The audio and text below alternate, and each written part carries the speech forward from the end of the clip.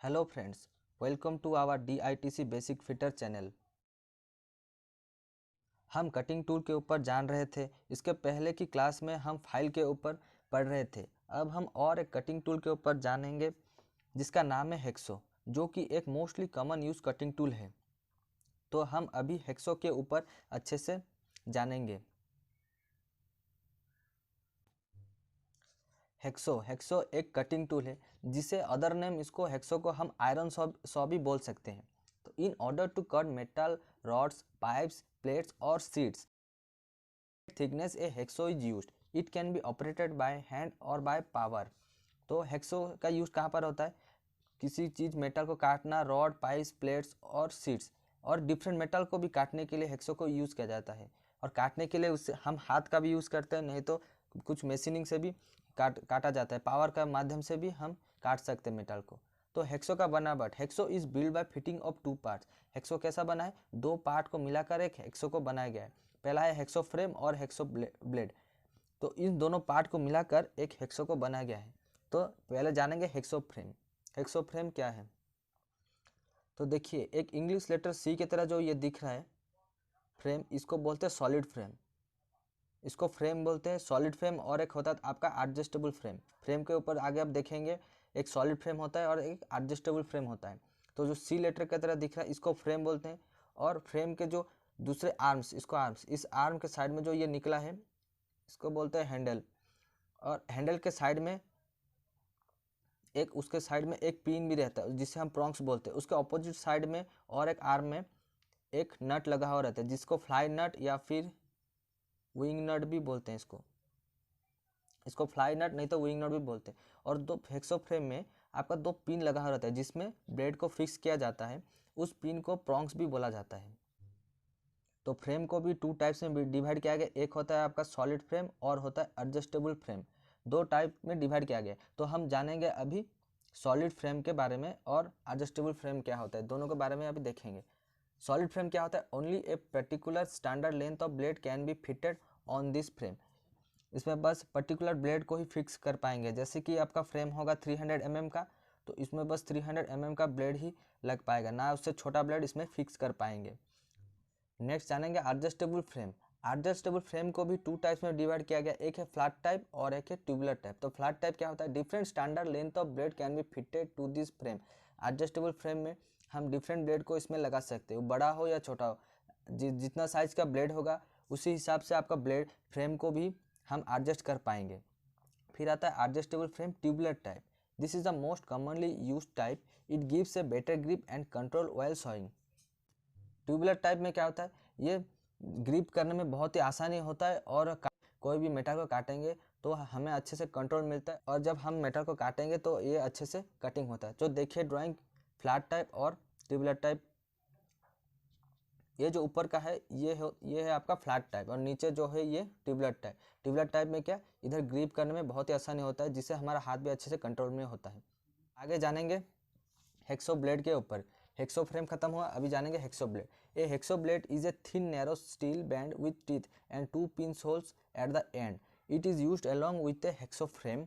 The blade is made either low alloy steel or high speed steel and is available in standard length of 250 mm and 300 mm. Hexo blade designated according to their length, pitch and type. Hexo blade को इस drawing से और अच्छे से जानेंगे। तो देखिए, hexo में दो ठो होल रहता है जिसे पिन होल बोलते हैं। इसे टू पिन होल, यहाँ पर ये टू पिन होल रहता है। और एक सेंटर लाइन, जो मिडिल में जो लाइन गया है pin hole to pin hole, वो उसको बोलते हैं सेंटर लाइन। और एक इधर से क्वेश्चन आता है कि एक हेक्सो ब्लेड को मेजरमेंट कैसे लिया जाता है, उसका लेंथ को कैसे मेजर करते हैं, क्वेश्चन में आता है। तो एक हेक्सो का मेजरमेंट लिया जाता है pin hole to pin hole. इस पिन होल से इस पिन होल तक जितना उसका होगा, उसी हिसाब से एक ब्लेड को मेजरमेंट किया जाता है। और जो जो line pin hole to pin hole line गया उसको उसको बोलते हैं सेंटर लाइन। और उसका साइड, जो इसको बोलते हैं साइड। और जिसके ऊपर टीथ नहीं बना हुआ रहता है उसको बोलते हैं बैक एज। यहाँ पर एक जानने की चीज़ है, pin hole to pin hole को बोलते हैं सेंटर लाइन, लेकिन पिन होल स्टार्टिंग से, पिन होल का स्टार्टिंग और इस पिन होल का स्टार्टिंग से जो लेंथ उसका निकलता है उसको बोलते हैं नॉर्मल लेंथ। इसको बोलते हैं नॉर्मल लेंथ। और जो आपका हेक्सो ब्लेड में पूरा लास्ट एंडिंग से इस एंडिंग से जो लेंथ जाता है उसको बोलते हैं ओवरऑल लेंथ। इसको नोट कर लेना, हेक्सो ब्लेड के ऊपर लास्ट एंडिंग से लास्ट एंडिंग तक जब लेंथ लेंगे उसको बोलते हैं ओवर लेंथ, और उस पिन होल का जो लास्ट एंडिंग से इस दूसरे पिन होल का लास्ट एंडिंग उसको बोलते हैं नॉर्मल लेंथ। और उसके दूसरे साइड में टीथ बना हुआ रहता है।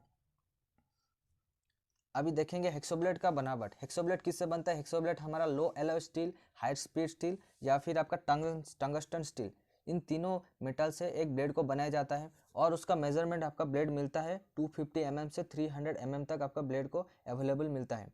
तो hacksaw blade are designated according to their length pitch type. एक मेटल का बनावट को देखते हुए हेक्सोब्लेड को भी डिजाइन किया गया है। तो क्या डिजाइन किया है उसको देखते हुए उसका लेंथ, पिच, टाइप, इन तीनों को देखकर एक हेक्सोब्लेड को बनाया गया है। तो हम एक एक करके लेंथ, पिच और टाइप क्या है हेक्सोब्लेड का वो देखेंगे। पहले देखेंगे लेंथ। लेंथ क्या है? एक हेक्सोब्लेड का लेंथ को मेजरमेंट करने के लिए मैं बोला था pin hole to pin hole, pin hole centre to और दूसरा पिन होल का सेंटर, दोनों का लेंथ जितना होगा उसी हिसाब से आपको ब्लेड को लेंथ को लिया जाता है। तो सेकेंड आता है पिच, जो कि मोस्ट इंपॉर्टेंट है। पिच क्या है? तो हम अब जानेंगे हेक्सो के पिच के बारे में। तो पिच क्या होता है? The distance between adjacent teeth is known as pitch. तो एक ब्लेड का, हेक्सो ब्लेड का जो टीथ का एक पॉइंट से दूसरा पॉइंट में जितना डिस्टेंस है उसे बोलते हैं पिच। हमारे मेटल को देखते हुए हेक्सो ब्लेड को 3 ग्रेड में डिवाइड किया गया है। पहला होता है कोर्स, मीडियम, फाइन। 3 ग्रेड में इसको डिवाइड किया गया है। एग्जाम में ज़्यादातर हेक्सो ब्लेड के ऊपर अगर क्वेश्चन पूछा जाता है तो इसके अंदर से ज़्यादा क्वेश्चन को पूछा जाता है, इसके अंदर क्वेश्चन को ज़्यादा पूछा जाएगा। तो पहले जानेंगे एक एक करके, हम देखेंगे। पहले जानेंगे कोर्स क्या होता है, जहाँ पर हमें मोटा मेटल या फिर हार्ड मेटल को काटने के लिए हम कोर्स ग्रेड का यूज़ करते हैं, जिसका पिच रहता है 1.8 mm। ये क्वेश्चन इंपॉर्टेंट, बहुत इंपॉर्टेंट है। क्वेश्चन पूछा जाता है for cutting hard metal the most suitable pitch of the hacksaw blade is 1.8 mm का यूज़ करता है। हार्ड मेटल काटने के लिए याद रख लिए, हार्ड मेटल को काटने के लिए 1.8 mm पिच का कोर्स को यूज किया जाता है। और एक क्वेश्चन इसमें पूछा जाता है कोर्स के ऊपर, कोर्स ग्रेड हेक्सो ब्लेड में 1 इंच में उसमें कितना ठो टीथ रहता है? 1 इंच में, कोर्स में याद रखिए, ये नोट कर लीजिए। 1 इंच में इसमें रहता है 14 to 18 टीथ। 1 इंच में इसमें रहता है 14 to 18 टीथ इसमें रहता है। तो कोर्स हमें अगर पहचानना है तो अगर 1 इंच में देखेंगे इसमें 14 to 18 ठो टीथ रहता है। और अगर mm में पूछा जाए, mm में अगर पूछने से बोलेंगे कि 10 mm में कितना ठो टीथ रहता है? 10 mm में 8 टीथ। कोर्स में रहता है 10 mm में 8 टीथ। इसको नोट कर लेना, mm और इंच में, इसको अच्छे से याद करना कि क्वेश्चन में ज़्यादातर इसमें पूछा जाता है। तो सेकंड में देखेंगे मीडियम। मीडियम कहाँ पर यूज़ किया जाता है? मीडियम हर काइंड ऑफ मेटल, हर प्रकार के मेटल को काटने के लिए हमें मीडियम का यूज़ किया जाता है, जिसका पिच रहता है 1.4 mm टू 1.0 mm। 1.4 mm भी रहता है, 1.0 mm भी रहता है। और इसका 1 इंच में, 1 इंच में इसमें रहता है 24 टीथ रहता है। 1 इंच में इसमें 24 टीथ रहता है, इसको याद कर लेना। और अगर पूछा जाए 10 mm में कितना टीथ रहता है? 10 mm में इसमें रहता है 10 mm में 10 टीथ। इसमें रहता है 10 mm में 10 टीथ रहता है। बस यही दोनों चीज़ को नोट कर लेना, mm और इंच, और उसका पिच को याद कर लेना। फाइन, फाइन कहाँ पर यूज होता है? ये ज़्यादातर कोर्स और फाइन में ज़्यादातर क्वेश्चन पूछा जाता है। फाइन हमारा सॉफ्ट मेटल को काटने के लिए फाइन का यूज किया जाता है।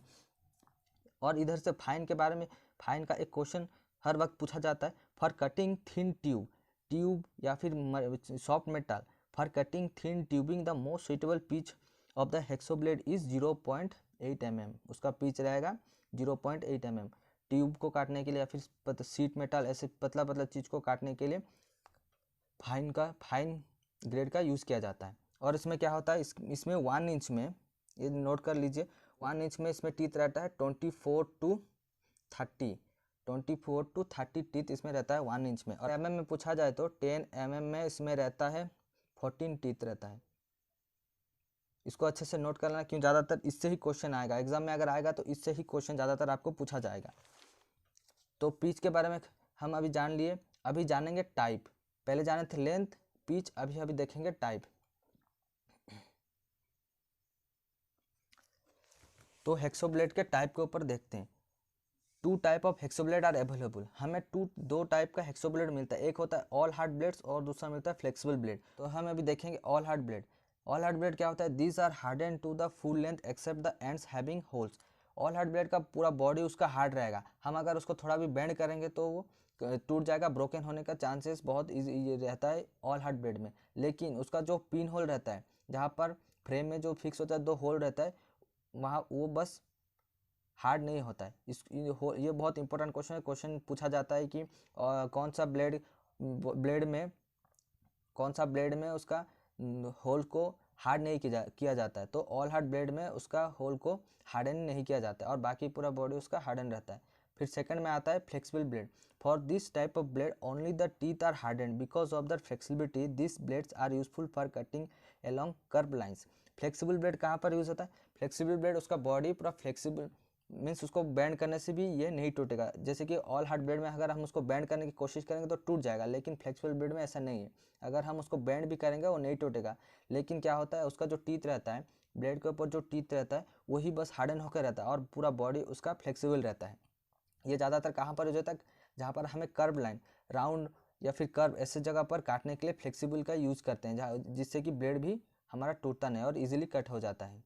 तो हम हेक्सो फ्रेम और हेक्सो ब्लेड को अच्छे से जान लिए हैं। अभी और एक चीज़ जानना है जो बहुत ही इम्पोर्टेंट है हेक्सो के ऊपर, और वो है हेक्सो के टीथ के बनावट, जिसे हम बोलते हैं सेटिंग ऑफ टीथ। तो सेटिंग ऑफ टीथ क्या है, जब हम मेटल को काटते हैं तो मेटल के जो डस्ट पार्टिकल ब्लेड के टीथ में घुस जाता है, और जब हम हेक्सोइंग करेंगे अगर वो चिप्स बाहर ना आए तो ब्लेड ब्रोक होने का पॉसिबिलिटी रहता है। तो ब्लेड ब्रोकन से बचाने के लिए टीथ का कुछ सेटिंग किया गया है। तो देखते हैं टीथ का सेटिंग कैसे किया गया है। तो देखिए सेटिंग ऑफ द सॉ क्या है, teeth of the hacksaw blade are also bend to left और right side as in the case of ordinary saw used for cutting wood. Bending teeth is known as setting of teeth. तो setting of teeth क्या है, तो blade को जो teeth रहता है उसको इसी प्रकार से ऐसे सेट किया गया है जिससे कि ब्लेड ना टूटे। तो क्या किया गया है, उसका कुछ टीथ को लेफ्ट साइड में बेंड किया गया है और राइट साइड में ऐसे। अब अगर देखेंगे कोई भी हेक्सो ब्लेड को अगर देखेंगे, उसका टीथ एकदम स्ट्रेट लाइन में नहीं होकर कुछ टीथ लेफ्ट और राइट में बेंड होकर है। लेकिन आपका जो वुड को काटने के लिए जो हेक्सो का यूज़ किया जाता है उसका टीथ एकदम स्ट्रेट लाइन में रहता है, लेकिन मेटल को काटने के लिए जो हेक्सो ब्लेड का टीथ यूज़ किया जाता है उसका टीथ एक राइट और लेफ्ट में ऐसे बेंड होकर रहता है। और जो बेंडिंग ऑफ टीथ, जो टीथ बेंड होकर रहता है उसे हम बोलते हैं सेटिंग ऑफ टीथ। तो सेटिंग ऑफ टीथ को 2 टाइप्स में डिवाइड किया गया है। एक होता है आपका स्टैगर्ड सेट और एक होता है वेब सेट। तो स्टैगर्ड सेट क्या होता है इसको जान लेते हैं। स्टैगर्ड टीथ यही होता है कि अल्टरनेट टीथ और groups of teeth are staggered. This arrangement helps for cutting and provides for good chips clearance. In this type of setting, one teeth is bent to the left and the next tooth to the right and every fifth tooth is kept straight. तो staggered में क्या होता है, staggered में तो drawing को देख लीजिए, ड्राइंग को देखने से पता चलेगा। स्टैगर्ड में क्या होता है, उसका टीथ एक राइट और लेफ्ट में ऐसे बैंड होकर रहता है।